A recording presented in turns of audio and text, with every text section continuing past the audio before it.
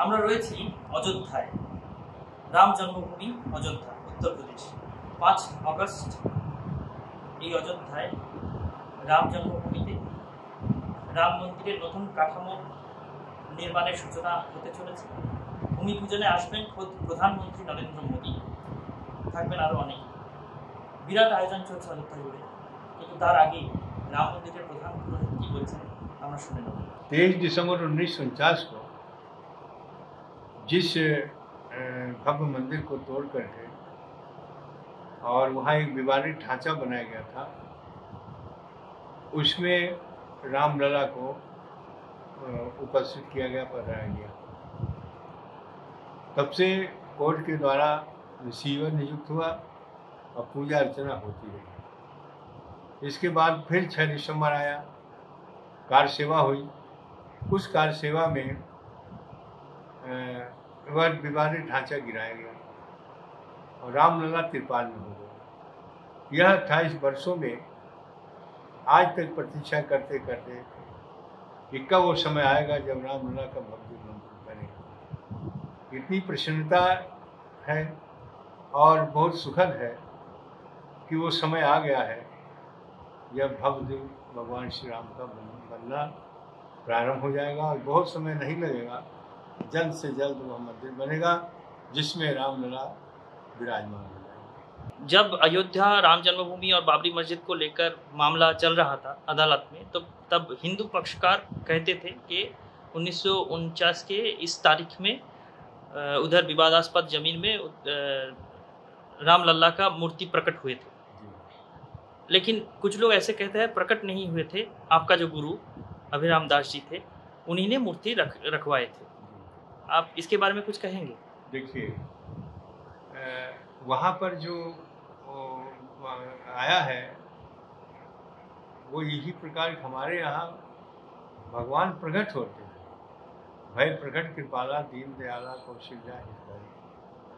हाँ, वो किसी न किसी प्रयास से होते हैं। जैसे मन शत्रुपा के तपस्या से बने दशरथ और कौशल्या, तो दशरथ और कौशल्या के रूप में भगवान प्रकट हुए।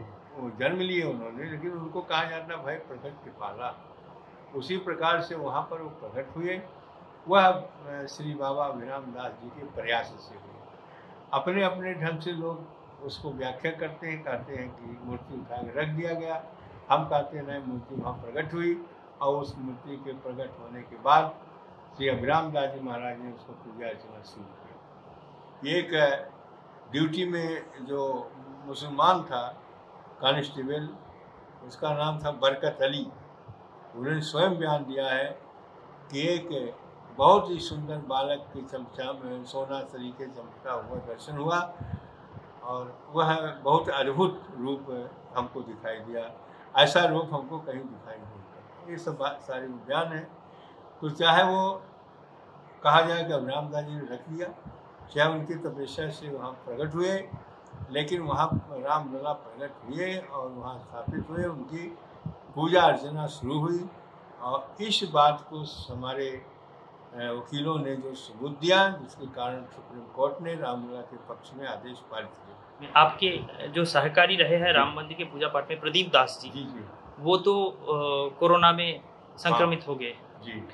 और कुछ ही देर पहले हम ये भी कह रहे थे कि येस्टरडे एक बहुत बुरा खबर आया, कमल रानी वरुण यहाँ का मंत्री, उनका देहांत हो गया।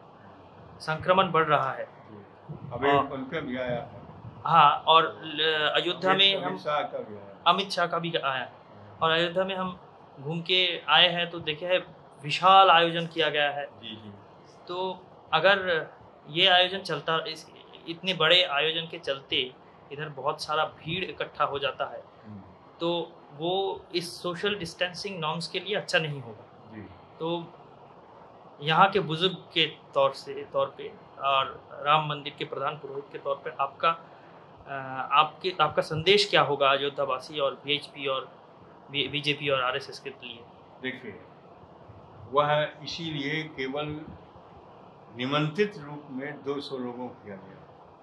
इतना विशाल जगह है और पंडाल बनाया गया है कि लोग अलग अलग रह करके उस दृश्य को, उस भूमि पूजन को देख सकते हैं और बाहर से रह करके, अलग अलग रह करके उसको जानकारी प्राप्त कर सकते हैं।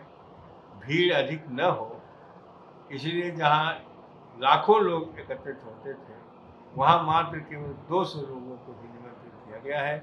वही प्रमुख मुख्य रूप से है और उनके लिए विशाल पंडाल बनाया गया है जो अलग अलग बैठने की उनको व्यवस्था है। तो अपनी तरफ से ऐसा किया जा रहा है कि यह कोरोना का प्रभाव आने वाले लोगों को न पड़े, इसीलिए अपनी बचाव है वह बचाव किया जा रहा है। और जो होना है, होने को कोई नहीं टालता, वो तो होता ही है, लेकिन बचाव तो अपनी ओर से किया ही जाता है। आपका संदेश क्या होगा अयोध्या वासी के लिए? हम समस्त भक्तों को, अयोध्या वासियों को यही संदेश देते हैं, वो समय आएगा कि राम मंदिर, भव्य मंदिर बनेगा, वो दर्शन आप करेंगे, लेकिन यह जो महामारी हमारे सामने है इसके बचाव के लिए आप प्रयास जरूर करें। और यहाँ यह भी दिखाया जाएगा यह टीवी के माध्यम से जो उसका कार्यक्रम होता है, टीवी में आप अपने घर बैठ करके देख सकते हैं। इसलिए घर पर ही बैठें और उस दृश्य को आप घर पर ही बैठ कर देखें। वहाँ जाने से अब भीड़ करने की आवश्यकता नहीं।